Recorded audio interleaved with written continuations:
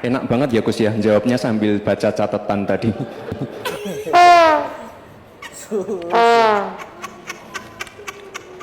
Terima kasih. Saya catat sedikit. Yang penting ini bukan catatan Mahkamah Konstitusi.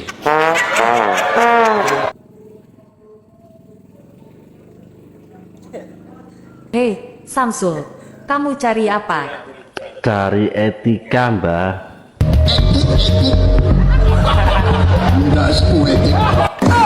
Anja.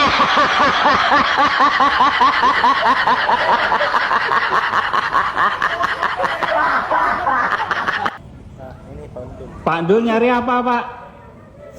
Nyari Mas Tata. Tata siapa, Pak? Tata Krama.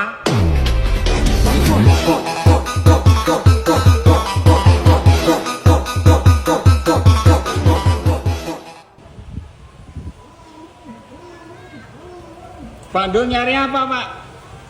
Nyari Mas Topan. Topan siapa, Pak? Topan Santun.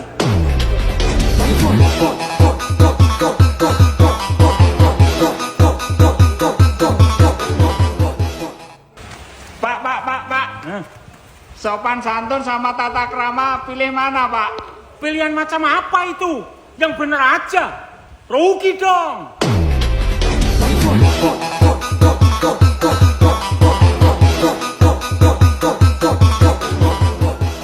Ya kalau receh ya dijawab Pak, itu loh, segampang itu.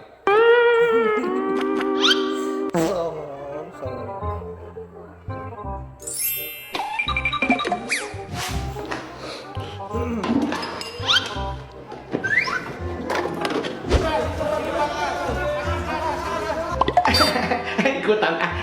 Ya? Mas Gibran. Itu susu yang di CFD ya, itu susu sapi apa susu ASI? Dah, ya. Mas Gibran, sebelumnya Mbak Zita. Mas, jawab dulu ini, pertanyaan receh. Mas, segampang itu jawab. Ya elah, katanya harus dijawab. Elah, gimana ini Pak Prabowo? Tabrak masuk. Dia malah joget.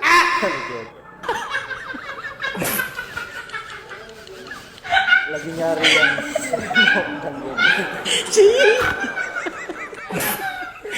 Apa Cita? Apa coba Cita?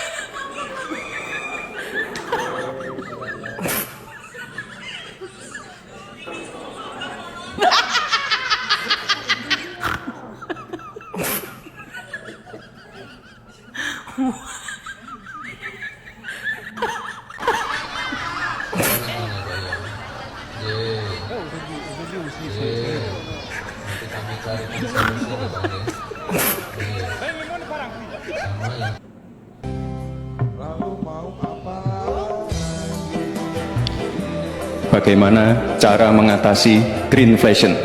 Terima kasih. Pak jodoh waktu paham waduh tol. Keguran gamblah. Mau mamaku dhewe. Beliau kan seorang profesor. Makan bosok ngaran wong kowe.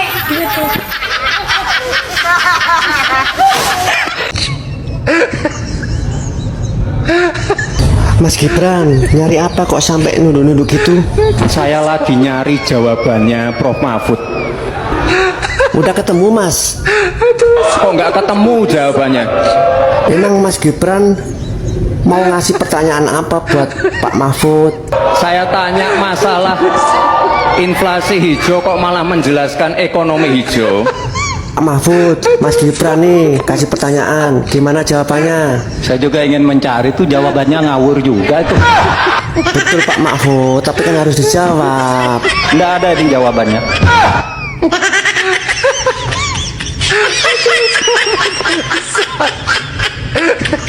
ini parah nih. Woi, Samsul. Ngapain tuh nunduk-nunduk kayak gitu? Nyari apa sih? Saya lagi nyari jawabannya Prof Mahfud.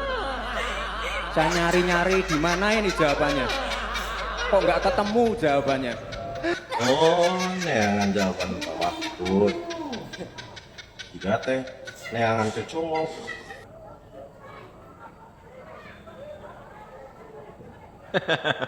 Khusus untuk yang mengatakan inflasi hijau dan yang mau mencabut izin tambang ilegal.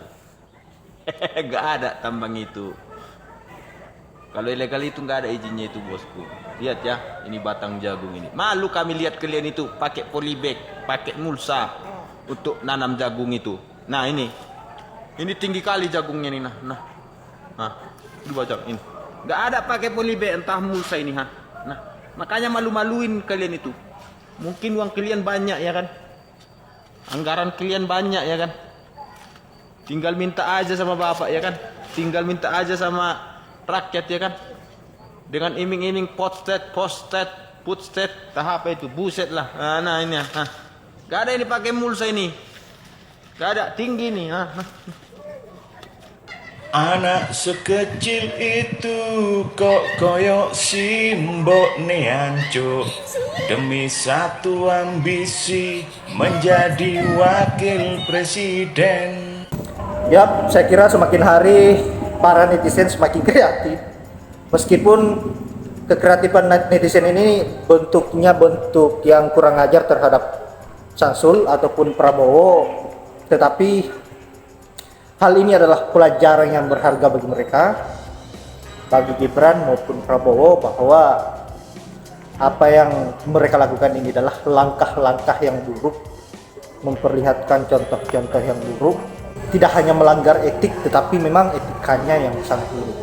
Saya kira sangat miris menyaksikan seorang calon wakil presiden diperlakukan dengan cara yang tidak baik terhadap netizen.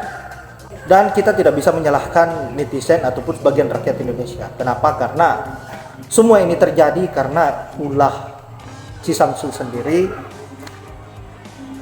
Kita lihat sendiri prosesnya Samsul, proses yang sangat menjijikan, mengobok-ngobok konstitusi, meruntuhkan demokrasi, memaksakan dirinya untuk bagaimana agar bisa berkuasa, bahkan apapun itu dirubah. Artinya peraturan-peraturan yang ada tidak berlaku bagi dirinya. Dan tentu hal yang dilakukan oleh keluarga Samsul ini ataupun pamannya yang memaksakan dirinya, yang merubah aturan-aturan yang ada demi pencalonan ponakannya yaitu Samsul, memberikan contoh yang buruk terhadap generasi-generasi bahwa untuk melangkah ke depan dan meraih sebuah kesuksesan itu hanya dibutuhkan orang dalam, bukan karena persoalan skill dan kualitas seseorang. Karena apa yang disuarakan oleh para netizen ini saya anggap sebagai perlawanan, sebagai bentuk perlawanan para orang-orang yang bejat, yang hanya berpikir persoalan kekuasaan, hanya berpikir persoalan isi dompetnya, isi kantongnya. Saya kira ini sah-sah saja apa yang dilakukan para netizen dan kita wajib untuk mensupport. Karena selain untuk menyehatkan kita dengan bisa tertawa lepas, juga mewakili suara kita sebagai rakyat yang tidak ingin diperbudak oleh orang-orang yang hanya berpikir persoalan kekuasaannya, yang hanya berpikir bagaimana agar bisa menguasai negara ini dengan berkamuflase bahwa dirinya ini peduli terhadap rakyat. Padahal kenyataannya mereka tidak pernah peduli persoalan bagaimana penderitaannya rakyat. Yang ia pedulikan hanya dirinya sendiri. Contohnya seperti Prabowo dan Gibran menghalalkan segala cara untuk bagaimana agar bisa berkuasa. Saya kira itu adalah salah satu contoh yang bisa kita lihat. Dan terima kasih buat sahabat-sahabat yang sudah menonton. Semoga terhibur dengan apa yang saya hari ini, dengan apa yang saya sajikan. Dan juga para netizen, jangan pernah lelah untuk menghibur rakyat Indonesia, untuk bersuara. Saya kira kita membutuhkan hal-hal yang memang unik dan juga menusuk bagi orang-orang yang memang mempunyai kelakuan busuk juga. Dan saya akhiri dengan ucapan wallahul muwaffiq ila aqwamit thoriq. Assalamualaikum warahmatullahi wabarakatuh.